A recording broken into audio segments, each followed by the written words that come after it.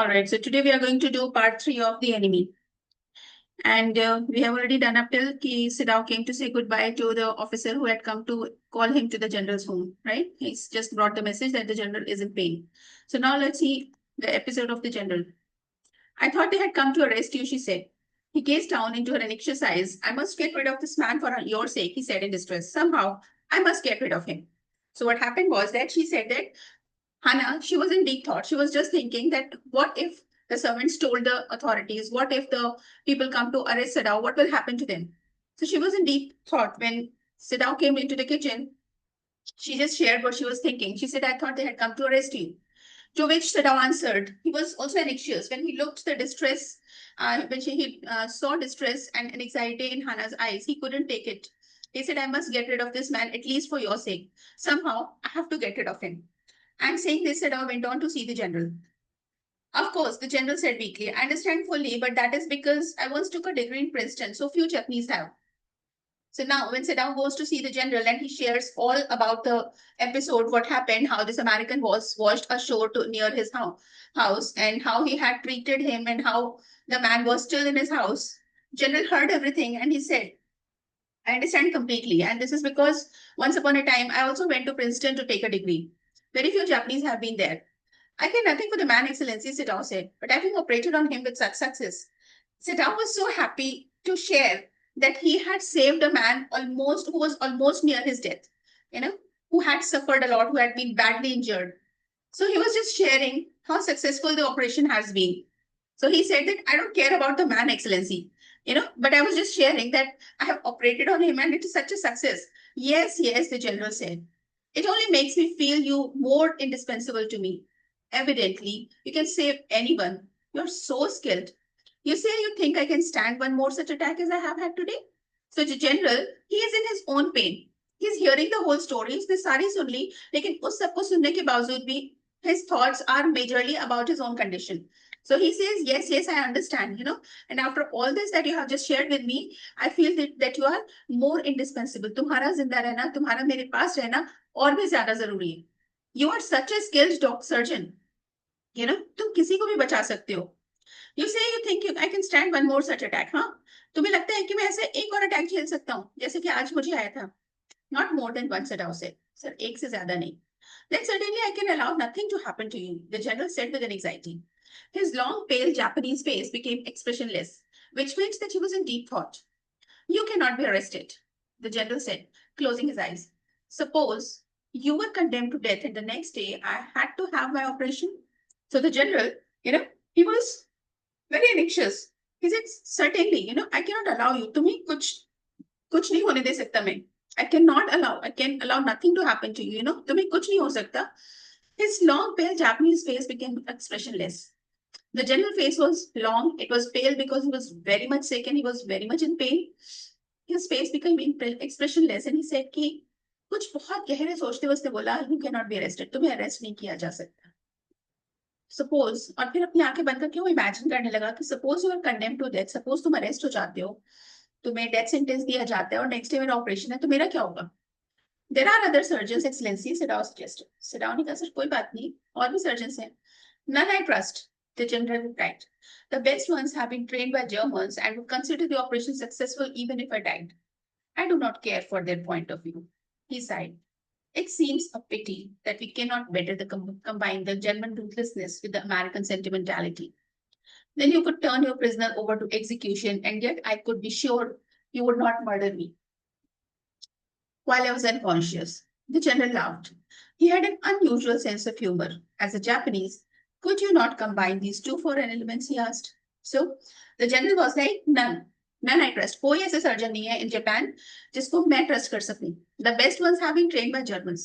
और हमारी कंट्री में वैसे भी जितने भी बेस्ट सर्जन हैं, they have been trained by Germans.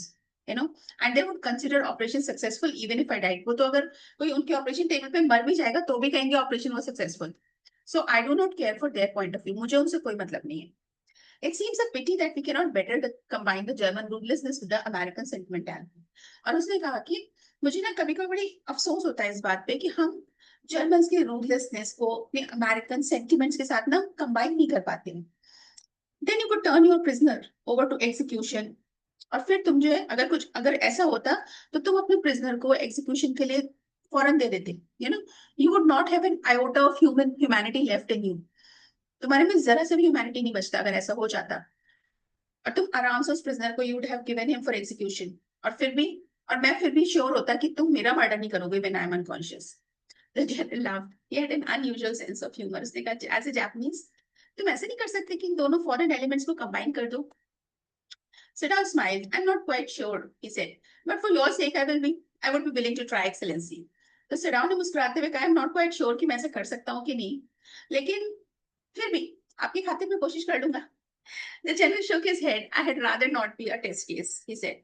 He felt suddenly weak and overwhelmed with the cares of his life as an official in times such as these, when repeated victory brought great responsibilities all over South Pacific. So the general shook his head. हाँ, अच्छी बात है, I would rather, I would just suppose कि I'm not your test case. जो भी तुम्हें करना है, मुझे अपना test case मत बनाना, please. He felt suddenly weak and overwhelmed. और फिर अचानक ऐसे लगा जैसे कि उनको अपनी weakness जो थी उन पे हावी हो रही थी. He was overwhelmed with the cares of his life as an official in times such as these, when repeated victories brought great responsibilities all over South Pacific. Japanese armies दुनिया भर में जा रही थी, साउथ पैसिफिक में काफी countries तक पहुंच चुके थे वो। जगह जगह पे जापानीज आर्मी जो वॉज विक्टोरियस, और एज ए रिजल्ट जितनी टेरिटरीज आप कैप्चर करते हो उतनी ही टेरिटरीज की रिस्पॉन्सिबिलिटी भी आप पे आ जाती है। And general was the chief one over here. तो कभी कभी वो अपने काम की वजह से काफी स्ट्रेस हो जाता था। It is very unfortunate that this man should have washed up on your doorstep, he said irritably. उसको भी समय कुछ सूझ नहीं रहा था कि वो डॉक्टर सडाव को क्या solution they. And he simply said, उसने इरिटेट होते हुए बोला कि इट इज वेरी अनफॉर्चुनेट, कि इस बंदे को तुम्हारे डोर स्टेप पे पहुंचना था। I feel it so myself, Sadao said gently. और सडाव ने भी जेंटली बोला कि हाँ सर, मुझे भी ऐसे लगता है कि मतलब मेरे दरवाजे पे क्यों, मेरे घर तक क्यों पहुंचाइए। It would be best if he could have been quietly killed, general said, not by you but by someone who does not know him. I have my own private assassins. Suppose I send 2 of them to your house tonight, or better, any night. You need know nothing about it. It is now gone. What would be more natural than that you should leave the outer partition of white man's room open to the garden while he sleeps? Certainly, it would be very natural, Sadao agreed. In fact, it is so left open every night. So, general ने कुछ सोचते हुए बोला कि best तो यही रहेगा कि उसको चुपके से मार दिया जाए, खत्म कर दो, कहानी खत्म, ना रहेगा वो, ना कोई प्रॉब्लम होगी। लेकिन नॉट बाय यू, तुम्हें नहीं करना चाहिए काम, बल्कि किसी ऐसे को करना चाहिए, somebody who does not know, जो उसको जानता ही नहीं है। फिर उसने कुछ सोचते हुए कहा जनरल ने कि I have my own private assassins, मेरे खुद के अपने प्राइवेट एसेसिन्स हैं मेरे पास, जो मेरे ऑर्डर्स पे किसी को भी मार सकते हैं। सपोज करो कि मैं उनमें से 2 को आज रात तुम्हारे घर भेज दूं, या मे बी किसी भी रात, any night. You don't need no nothing, तुम्हें उसके बारे में कुछ जानने की जरूरत नहीं कि मैं उन्हें कब भेज रहा हूँ। It is now warm. और अब वैसे भी मौसम चेंज होने लगा है, थोड़ा दिन गर्म होने लगे हैं। What would be more natural than that, इससे ज्यादा नेचुरल क्या होगा कि तुम उस व्हाइट मैन के रूम का जो पार्टीशन है, आउटर पार्टीशन जो तुम्हारे गार्डन में खुलता है, उसको खुला छोड़ दो। मौसम वैसे ही गर्म है, थोड़ा नेचुरल एयर के लिए कि उसका रूम थोड़ा ठीक रहेगा।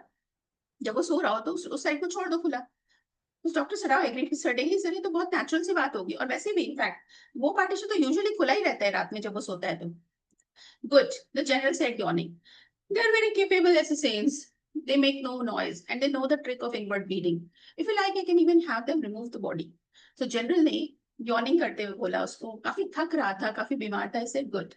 They are very capable. मेरे assassins ना बहुत talented हैं, कोई शोर नहीं करते वो। In fact they know the trick of inward bleeding also, कि ब्लीडिंग में ना बाहर कुछ नहीं दिखाई देगी, अंदर ही अंदर ब्लीडिंग होगी और बंदा मर जाएगा। इनफैक्ट अगर तुम चाहो तो मैं उसकी बॉडी भी रिमूव करवा सकता हूँ। Sit down, consider that perhaps would be best, excellency, he agreed, thinking of Hana. और सिडाओ ने थोड़ी देर सोचा हाना के बारे में कि अगर हाना को एक डेड बॉडी मिलेगी अपने घर में तो कितना डर जाएगी, घबरा जाएगी कि घर में किसने घुस करके उसको मार दिया। तो थोड़ी देर सोचा, उसने कहा कि हाँ सर, ये सही रहेगा excellency, that would be perhaps the best, आप बॉडी भी रिमूव करा दो। He left the general's presence then and went home thinking over the plan. In this way, the whole thing would be taken out of his hands. He would tell Hannah nothing, since she would be timid at the idea of assassins in the house. And yet, certainly, such persons were essential in an absolute state such as Japan was. How else could rulers deal with those who opposed them? और फिर वो general के घर से जब निकला तो उसी प्लान के बारे में सोचता हुआ अपने घर जा रहा था। In this way the whole thing, उसने सोचा इस तरह से general will take care of everything, उसके हाथ में भी कुछ नहीं होगा, उसे हाना को कुछ बताने की भी जरूरत नहीं पड़ेगी, क्योंकि अगर हाना को उसने बताया तो हाना और घबरा जाएगी। एंड द आइडिया कि उसके उनके घर में एसएसएन सेंटर करेंगे, उसको किल करेंगे, and yet certainly such person, लेकिन फिर भी अगर सोचा जाए तो जापान जिस कंडीशन में है इस समय, जिस तरह से जापान दुनिया भर में जो है जा रहा है और अलग अलग कंट्रीज को कैप्चर कर रहा है, तो ऐसे में जापान को अपने जापान के रूलर्स किस तरह से सब कुछ कंट्रोल करेंगे? अगर उनके पास अपने प्राइवेट असिस्टेंट्स नहीं होंगे तो वो किस तरह से सिचुएशंस को हैंडल करेंगे? और यही सब सोचते सोचते वो घर पहुंच गया. He refused to allow anything but reason to be the atmosphere of his mind as he went into the room where the American was in bed. But as he opened the door, to his surprise, he found the young man out of bed and preparing to go into the garden. So he refused to allow. उसने कहा, सोचा कि कुछ भी हो, मैं ये सब नहीं होने दूंगा, यू नो. अपने दिमाग को उसने थोड़ा शांत करा कि ठीक है, मुझे उस बंदे को, उस अमेरिकन को कुछ पता नहीं लगने देना है, यू नो. और अपने माइंड को वो किसी भी तरह चेंज नहीं करना चाहता था. और ये सब सोचते सोचते वो उस अमेरिकन के रूम में गया. The American was sitting in his bed. वो अपने बेड में बैठा हुआ था. बट जैसे ही डॉक्टर सिराव ने दरवाजा खोला, तो इस surprise he found the young man out of bed and preparing to go into the garden. उसने देखा कि वो यंग मैन जो था वो अपने बेड से उठ चुका था और वो बाहर गार्डन में जाने के लिए तैयार हो रहा था. What is this? Who give you the permission to leave your room? So doctor Sadao exclaimed, ये क्या है?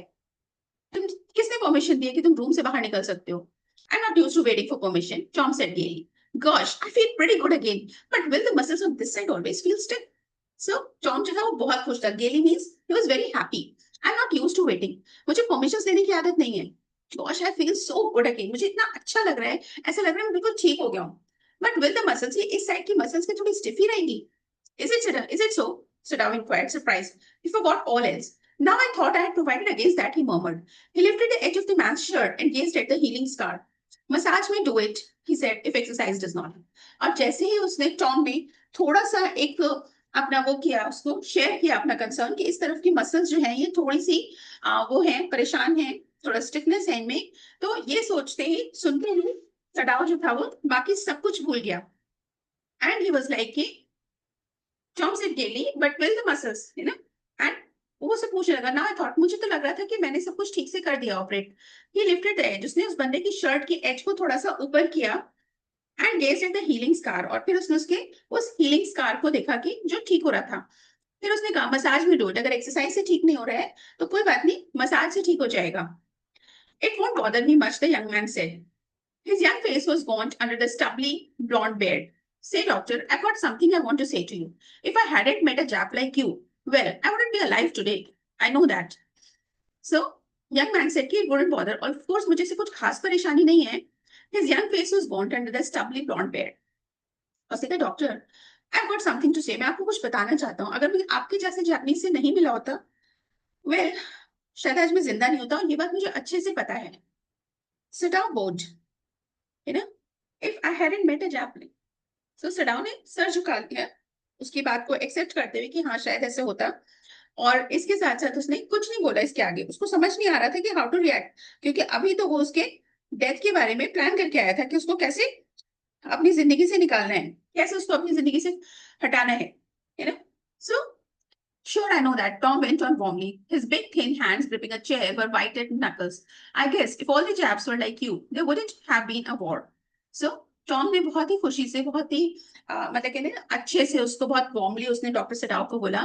His big thin hands gripping a chair. उसके हाथ काफी बड़े थे लेकिन बहुत कमजोर थे क्योंकि बहुत टाइम से वो ढंग से खाया नहीं था उसने. उसकी हालत काफी खराब थी, काफी वीक हो गया था ब्लड लॉस और इंजरीज की वजह से. और अभी वो डॉक्टर सडाओ की देखरेख में बेटर तो हो रहा था लेकिन अभी भी वो बहुत कमजोर था.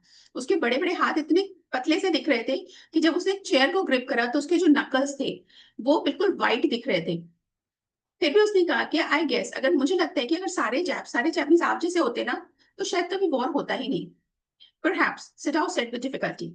And now I think you had better go back to bed. तो Sadao ने बहुत मुश्किल से कहा कि शायद, बट खैर मुझे लगता है तुम्हें वापस बेड में जाना चाहिए. He had the boy back into the bed and both good night, he said. उसने अमेरिकन बॉय को वापस उसके बेड में लिटाया, सर झुका करके, जैसे उनके यहाँ ग्रीटिंग्स होते हैं वो they always bow to each other. उसने ऐसे he bowed his head and he said good night. Sadao slept badly that night. उस रात सडाओ को ठीक से नींद भी नहीं आई. Time and time again he woke, thinking he heard the rustling of footsteps, the sound of a twig broken, or a stone displaced in the garden.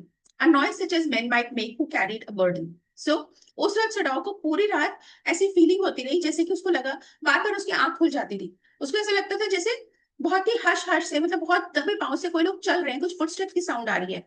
कभी लगता था कि गार्डन में शायद कोई छोटी सी ब्रांच टूटी है, उसकी ट्विग की चटकने की आवाज है. कभी लगता था जैसे किसी पत्थर को हटाया गया है या किसी के पैर से कोई पत्थर इधर उधर छोटा मोटा हो गया है, या कभी ऐसा लगता था जैसे मैन जो काफी भारी चीज उठा के ले जा रहे हैं वो लोग मूव कर रहे हैं। The next morning he made the excuse to go first into the guest room. जैसे ही सुबह हुई उसको लगा कि यार सबसे पहले मैं देख के आऊं कि सब हो गया जैसा प्लान हुआ था जनरल के साथ में। Has the plan been executed? क्योंकि अगर उसकी वाइफ ब्रेकफास्ट लेके जाती वहां पे उसकी डेड बॉडी देखती या उसको देखती ही नहीं तो पता नहीं हाना का रिएक्शन कैसा होगा। तो out of concern for his wife he made an excuse और वो सीधे गेस्ट रूम में चला गया सुबह सुबह उठ के। If the American were gone he then could simply tell Hannah that so the general had directed. But when he opened the door, he saw at once that there on the pillow was a shaggy blonde head. He could hear the peaceful breathing of sleep and he closed the door quietly again.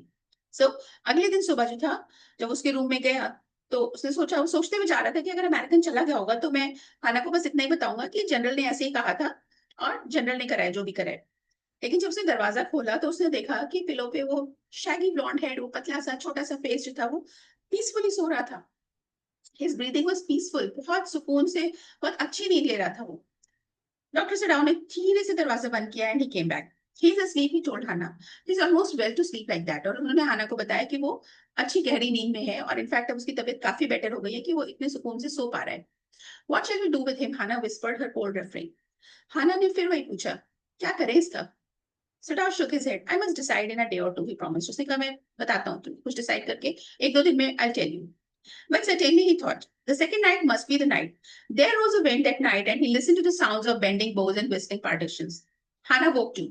Ought we not to go and close the sick man's partition? She asked.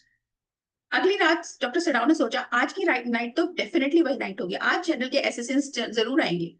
And there rose a wind, और उस रात आंधी तूफान में इतना तेज था कि clearly पेड़ों के ब्रांचेस की चटकने की साउंड आ रही थी, एक दूसरे से रसलिंग साउंड आ रही थी, पार्टीशन में से जैसे हवा निकलती तो विस्लिंग साउंड आती है। वो पूरी रात जो थी वो काफी तूफानी थी। हाना वोक टू, हाना की भी आंख खुल गई रात में।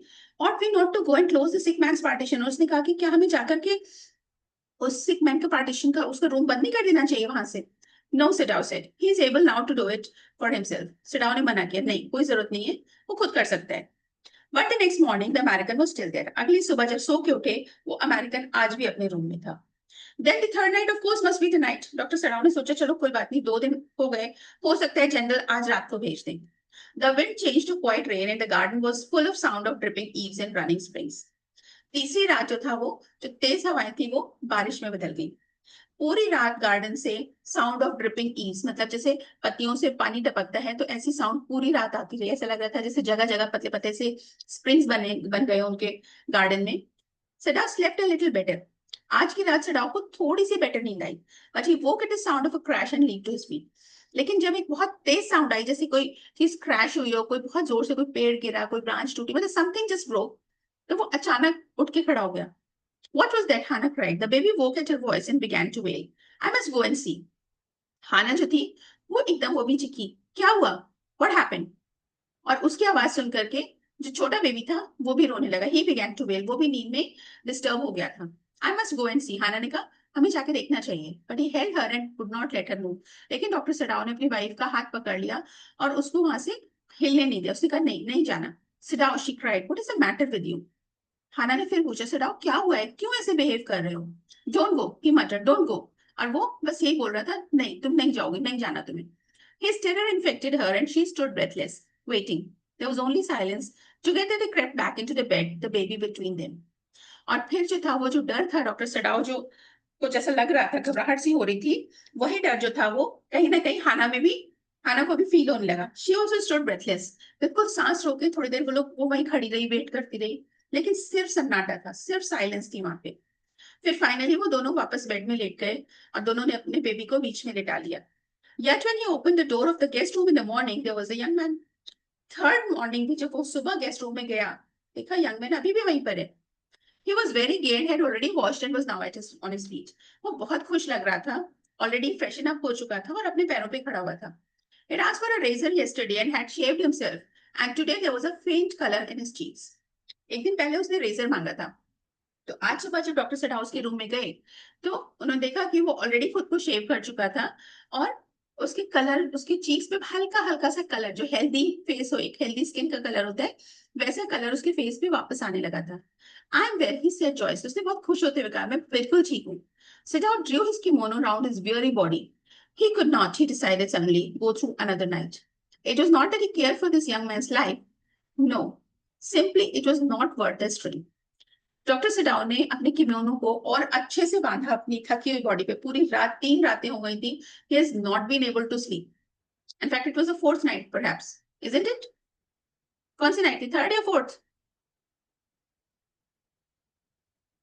Was somebody counting? Hello? Yes, ma'am. Yes, ma'am. Is it the fourth night or the third night? Fourth, I think. It's been 4 nights now. He's Yeah. not been able to sleep properly. वो ठीक से सो नहीं पा रहे थे. And he could not. अब और बस बहुत हो गया. He decided suddenly, जैसे उन्होंने अपने मन में कुछ डिसाइड किया, एक और ऐसी रात उन्हें नहीं गुजारनी. It was just not worth it. उनको इस यंग मैन की लाइफ की कोई फिक्र नहीं थी, लेकिन उससे ज्यादा प्रॉब्लम ये थी कि इसके चक्कर में वो लोग 4 रातों से नहीं सो पा रहे थे. हाना was not, able to relax while this man was in the house. हर समय यही डर लगा रहता था. सारे सर्वेंट्स छोड़ के जा चुके थे. सब काम कपल को खुद करना पड़ रहा था. इतनी मेहनत करने की उनको हैबिट नहीं थी. So they were suffering a lot because of this man in the house. You are well, Siddharth agreed. He lowered his voice. You're so well that I think if I put my boat on the shore tonight with food and extra clothing in it, you might be able to row to that little island not far from the coast. It is so near the coast that it had not been worth fortifying. Nobody lives on it because in storm it is submerged. But this is not the season of storm. You could live there until you saw a Korean fishing boat pass by. They passed quite near the island because the water is many fathoms deep there. So Dr. Siddharth ne kaha, you're well. बिल्कुल सही कह रहे हो तुम, बिल्कुल ठीक हो चुके हो. और फिर उन्होंने अपनी आवाज थोड़ी हल्की करते हुए बोला, you are so well. In fact मुझे लगता है तुम इतने ठीक हो चुके हो कि अगर मैं किनारे पे अपनी बोट रख दूं आज रात को, थोड़ा सा फूड और कुछ एक्स्ट्रा क्लोथिंग रख दूं तुम्हारे लिए, तो हो सकता है कि तुम जो सामने आइलैंड दिख रहा है ना, हमारे इस शोर से सबसे पहला वाला आइलैंड, जो छोटा सा आइलैंड है ना, वो कोस्ट से ज्यादा दूर नहीं है. तो वहां तक बोट रो करके खुद जा सकते हो. इनफैक्ट इतना पास है वो कोस्ट के कि आज तक उस पर कब्जा करने की बात भी नहीं सोची हमने. Nobody lives on it. और उसपे कोई नहीं रहता. ठीक है? Because in storm it is submerged. जब ज्यादा आंधी तूफान आता है तो वो आइलैंड जो है वो समुद्र में डूब जाता है. But this is not the season. ये storms का, तूफानों का सीजन नहीं है. You could live there. तुम वहां पे आराम से रह सकते हो. You saw Korean fishing boat pass by. जब भी तुम किसी कोरियन फिशिंग बोट को देखो ना वहां से गुजरते हुए, तब तुम उसको बुलाना. वो लोग काफी आइलैंड के काफी पास से गुजरते हैं क्योंकि पानी उस आइलैंड के बिल्कुल पास में ही, उसके शोर्स पे भी काफी डीप है, काफी गहरा पानी है. The young man stared at him, slowly comprehending. Do I have to? American को उसके घर में रहने की आदत सी पड़ने लगी थी. He was quite comfortable. उसने उसकी बात को जब सुना तो धीरे धीरे उसको प्रोसेस करते हुए, समझते हुए, फाइनली सच में मुझे ऐसा करना पड़ेगा. I think so, Siddharth said gently. You understand, it is not hidden that you are here. Siddharth ने उसको बहुत जेंटली बोला कि देखो मुझे लगता है कि तुम्हें ऐसे करना चाहिए. तुम्हें एक बात तो समझनी पड़ेगी, ये किसी से छुपा नहीं है कि तुम यहाँ पे हो. The young man nodded in perfect comprehension. Okay, he said simply. जैसे उस यंग मैन अमेरिकन को ये समझ आया कि उसका यहाँ होना कई लोगों को पता है, उसको तुरंत समझ आ गया कि अब यहाँ से निकलने में ही भलाई है. That is the best option. Okay, he said simply. उसने कहा ठीक है. Siddharth did not see him again until evening. As soon as it was dark, he had dragged the stout boat down to the shore, and in it he put food and bottled water that he had bought secretly during the day, as well as 2 quilts he had bought at the pawn shop. The boat he tied to a post in the water, for the tide was high. There was no moon, and he worked without a flashlight. और उसके बाद सडाउ शाम तक उससे मिलने नहीं गया. जैसे ही अंधेरा होने लगा, he dragged the stout boat. उसकी बोट जो थी वो काफी अच्छी थी, काफी मजबूत थी. वो उसको घसीटते हुए नीचे शोर तक ले गया. उसमें उसने फूड रखा, बॉटल्ड वाटर रखा पानी पीने के लिए, जो वो सीक्रेटली दिन में जाकर के लेके आया था. और पॉन शॉप मीन्स जहाँ पे यूज चीजें मिलती हैं, वहां से जाकर के उसने 2 क्विल्ट्स, 2 रजाइयां खरीदी थी, 2 ब्लैंकेट्स खरीदे थे.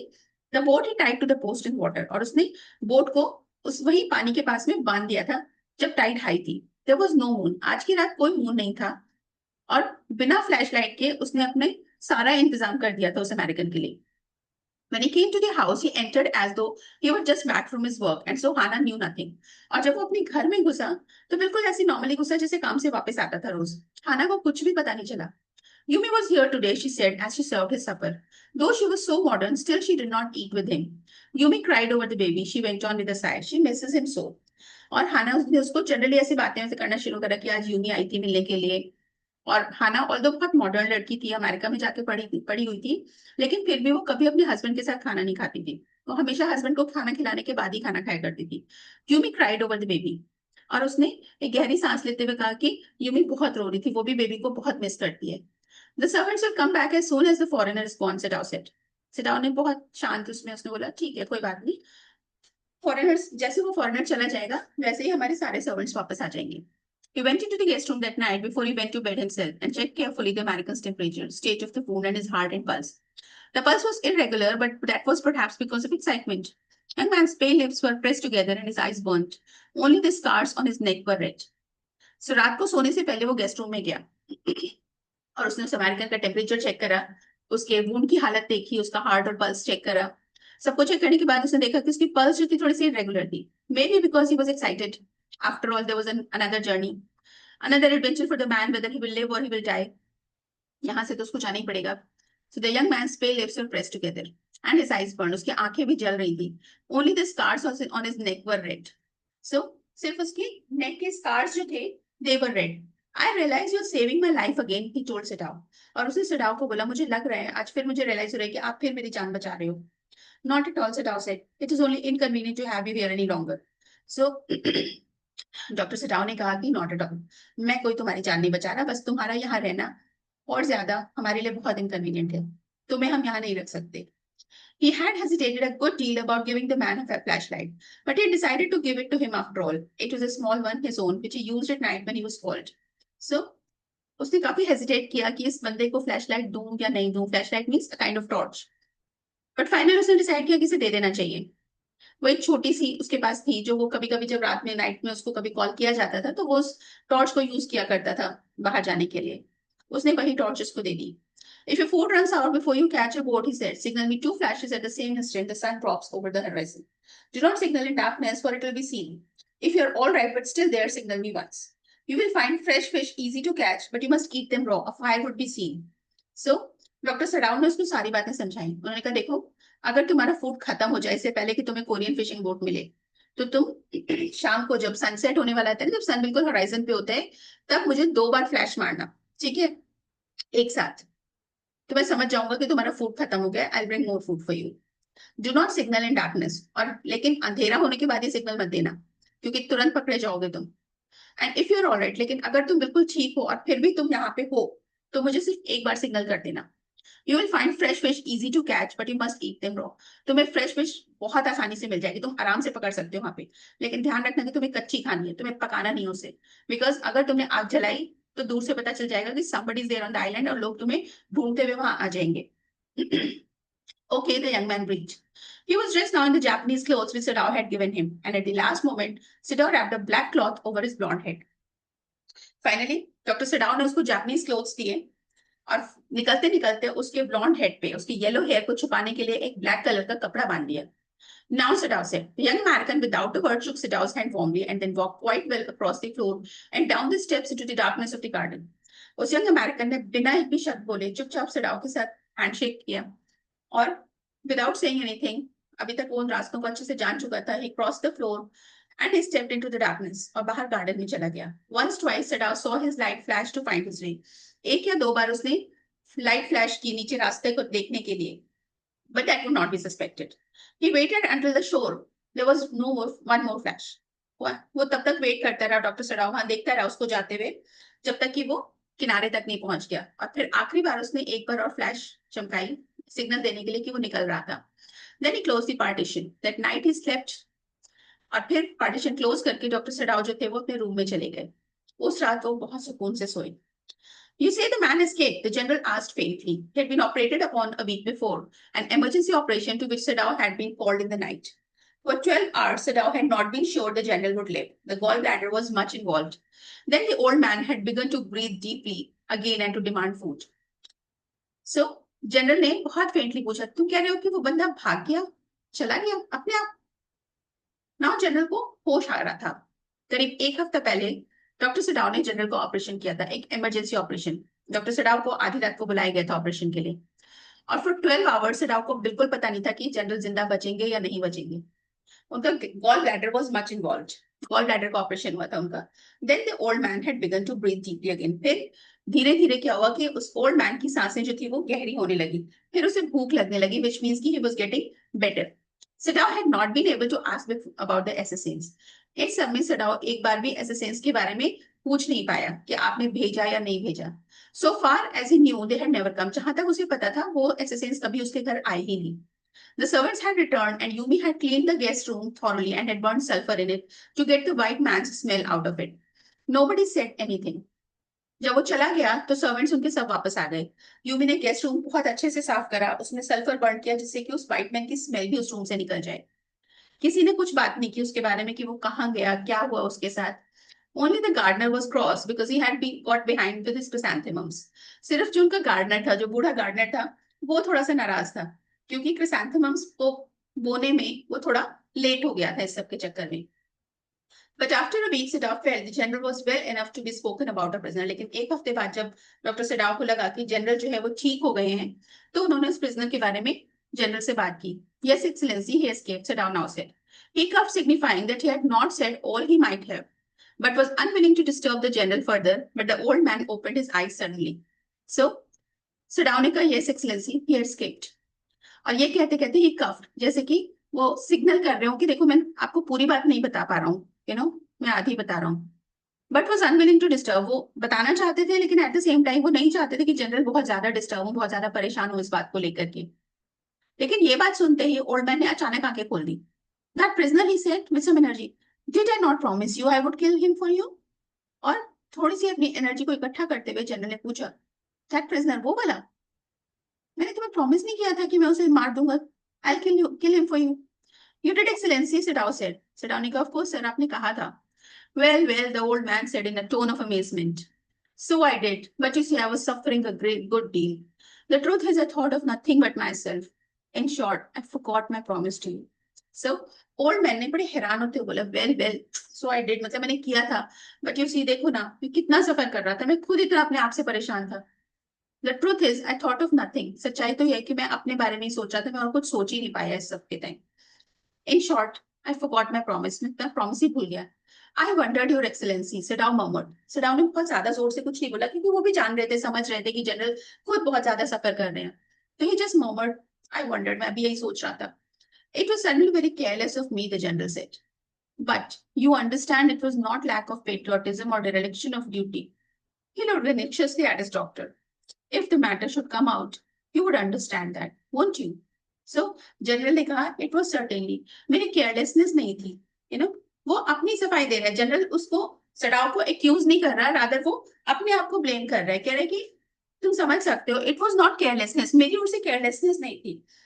ऐसा नहीं है कि मैं पेट्रियोटिक नहीं हूं, मैं अपने देश को प्यार नहीं करता, या मैं अपनी ड्यूटी से भाग रहा था, अपनी ड्यूटी को इग्नोर कर रहा था.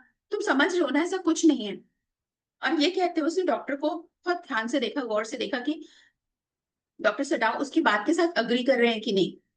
और फिर उसने जनरल ने कंटिन्यू किया, उसने कहा कि अगर मैटर शुड कम आउट, अगर किसी वजह से बात बाहर आ जाए तो तुम समझ रहे हो ना, मेरी गलती नहीं थी, मैं जानबूझ के ऐसा नहीं किया. Certainly, Your Excellency, Sadao said. He certainly comprehended that the general was in the palm of his hand, and that as a consequence, he himself was perfectly safe. I can swear to your loyalties, Excellency, he said to the old general, and to your zeal against the enemy.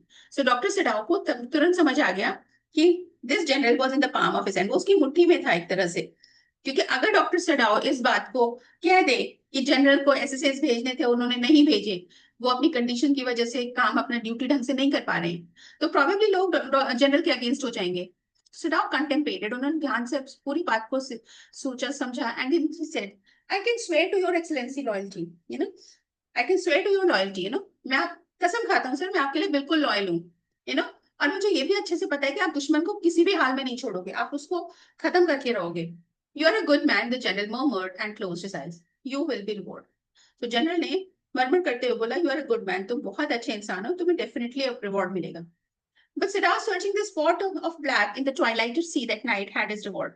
There was no prick of light in the dusk. No one was on the island. His prisoner was gone, safe, doubtless, for he had warned him to wait only for the Korean fishing boat. लेकिन सिडाओ जो था वो, he searched the spot, उस रात उसने ध्यान से देखा उस आइलैंड की तरफ कि क्या वहां से कोई फ्लैश लाइट आ रही थी, कुछ दिख रहा था. लेकिन खैर उसको उसका रिवॉर्ड मिल गया, क्योंकि वहां पे शाम के टाइम पे कोई भी लाइट फ्लैश नहीं हुई। इसका मतलब उस आइलैंड पे कोई नहीं था। That prisoner was gone, doubtlessly he was safe. पर he had warned him to wait, क्योंकि उसने उसको अच्छे से वार्न किया था कि सिर्फ कोरियन फिशिंग बोट में ही चढ़ना और किसी पे मत चढ़ना। He stood for a moment at the veranda, gazing out to the sea from whence the young man had come that other night. And into his mind, although without reason, there came other white faces he had known. So, थोड़ी देर उस वरांडे पे खड़े रहे doctor सिटाओ। ध्यान से वो समुद्र की ओर देख रहे थे, जहां से वो यंग वाइट मैन वहां से निकल के आया था। और उनके माइंड में और तो कोई वजह नहीं थी सोचने की, लेकिन फिर भी उनको वो बहुत सारे व्हाइट फेसेस याद आ रहे थे जिन्हें वो जानते थे। The professor at whose house he had met Hannah, a dull man, and his wife had been silly, talkative woman in spite of her wish to be kind. तो उनको वो प्रोफेसर याद आ रहे थे जिसके घर पे वो हाना से मिले थे। He was a very dull man, कोई बहुत एक्साइटिंग पर्सन नहीं थे वो। और उनकी wife, she had been silly, talkative woman, वो इतना बात करती थी, बहुत ज्यादा बात करती थी। In spite of her wish to be kind, although दोनों हस्बैंड वाइफ बहुत काइंड थे, वो चाहते थे कि जो फॉरेनर्स हमारे कॉलेज में पढ़ रहे हैं वो अच्छे से रहें, उनको थोड़ा सा वार्मथ मिले, एक अपनापन मिले। Just because of that they used to do such get togethers.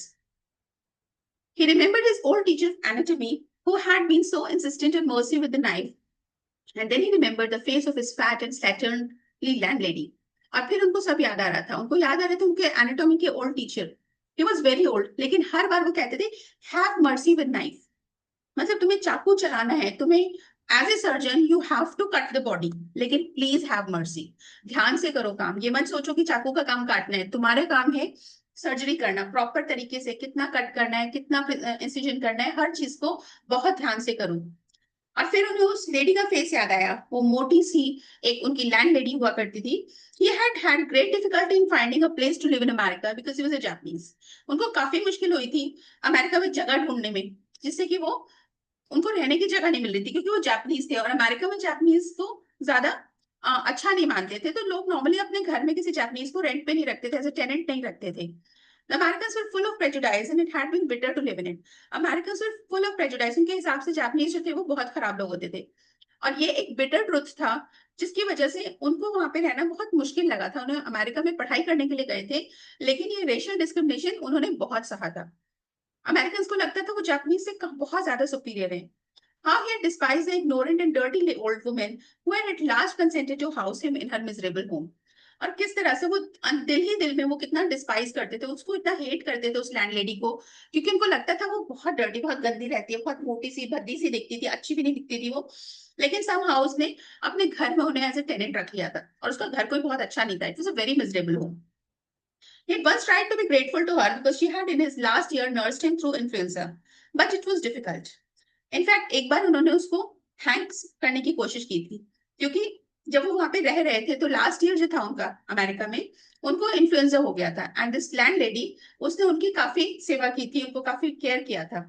लेकिन it was so difficult, for she was no less repulsive to him in her kindness, क्योंकि वो काइंड भी थी, लेकिन काइंडनेस के बावजूद भी शी वाज वेरी रिपल्सिव। बिल्कुल वैसे ही बिहेवियर आप इमेजिन कर सकते हो जैसे डॉक्टर सडाओ का था। On one hand he is treating the American, on the other hand he despise him. Every bit of him says कि भाई तू क्यों आया मेरे घर में, why are you in my house, why did you wash ashore in my house only, you know मेरे ही घर के पास तुम्हें क्यों निकलना था। So every inch of his being hated the Americans. But on the other hand, there was a very deep, soft part of Dr. Sidao which wanted to treat him because if he could save a life, then why not? जो उन्होंने कसम खाई थी कि as a doctor he would always try to save life if he can. So that was the reason that he could not stop himself from saving and treating the American young man. तो same situation वो already उनके साथ America में हो चुकी थी। उनकी land lady जो थी वो बिल्कुल पसंद नहीं करती थी because he was a Japanese, but at the same time जब उनको इन्फ्लुएंजा हुआ तो she was the only one two give him care. So now he remembered the youthful haggard face of his prisoner, white and repulsive. और अब उनको उस youthful haggard face अपने उस prisoner का याद आ रहा था। It was also white and repulsive. Something was there, something strange. He thought, I wonder why I could not kill him. और वो अपने मन में सोचने लगा कि ऐसा क्या था, मैं उसे क्यों नहीं मार पाया। He had given him life, he had helped him escape, but still a part of Dr. Sadao was wondering, he being a true Japanese, being a patriotic Japanese, why he could not kill that American when he was totally, completely under his control. वो retaliate भी नहीं कर सकता था। अगर वो first day सोच लेते कि मुझे इसको मारना है, तो शायद वो कुछ नहीं कर पाता यंग अमेरिकन, उसकी लाइफ तभी खत्म हो जाती।